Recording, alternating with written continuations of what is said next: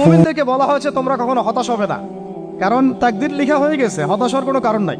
একটা প্রবণতা আমরা সমাজে দেখছি আত্মহত্যার। ইয়াং জেনারেশনকে আমরা নসিহত করব যে ভুলেও নিজের জীবনকে বিসর্জন দিতে যাবেন। আল্লাহ রাব্বুল আলামিন আপনাদেরকে সৃষ্টি করেছেন তার ইবাদত করার জন্য এবং তার জমিনে তার দিনটাকে প্রতিষ্ঠা করার জন্য। খেলায় খেলায় আপনার জীবনটা নষ্ট করবেন না, ঠিক আছে ভাই? আল্লাহ বোঝার তৌফিক দান করেন। তো কলম সৃষ্টি করার পরে কিয়ামত পর্যন্ত সব লেখা হয়ে গেছে। এখন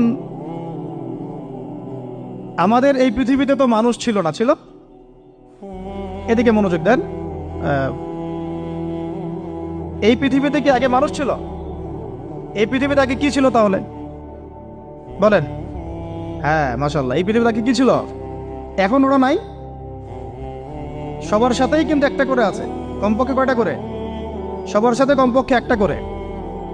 আর কোন কোন জায়গা আছে যেখানে জিনের বড় বড় আখড়া আছে। পৃথিবীতে যে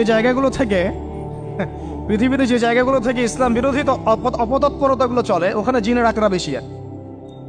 কথা বুঝতে পারছেন? তো জিন জাতিকে আল্লাহ পাক ধ্বংস করে দিয়েছেন তাদের পাপের কারণে, আল্লাহ দ্রোহিতার কারণে, অবাধ্যতার কারণে।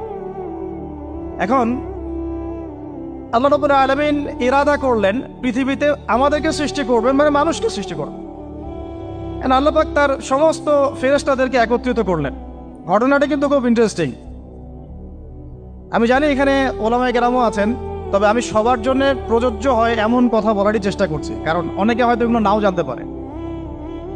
তো আল্লাহ পাকের ভাষায় আমি যদি বলি, আল্লাহ রাব্বুল আলামিন বলছেন, বা'দা আউযু বিল্লাহি মিনাশ শাইতানির রাজীম, ওয়াইয ক্বালা রাব্বুকা লিল মালায়েকা ইন্নী জাঈলুন ফিল আরদি খলিফা। হে নবী মুহাম্মদ সাল্লাল্লাহু আলাইহি ওয়াসাল্লাম, তুমি স্মরণ করো সেই সময়ের কথা যখন আল্লাহ তোমার রব সমস্ত ফেরেশতাদেরকে ডেকে বলেছিলেন যে ইন্নী জাঈলুন ফিল আরদি খলিফা, আমি জমিনে মানে পৃথিবীতে আমার খলিফা পাঠাতে চাই।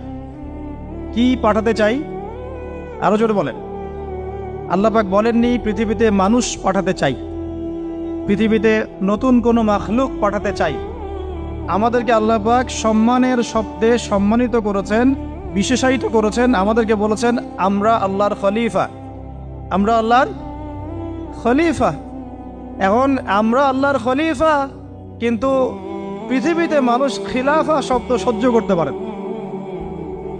হ্যাঁ, কি অদ্ভুত না? এটা কোরআনে কি শেষের দিকে আছে না প্রথম দিকে আছে?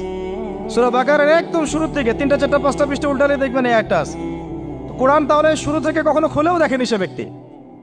প্রমাণ হলো এটা।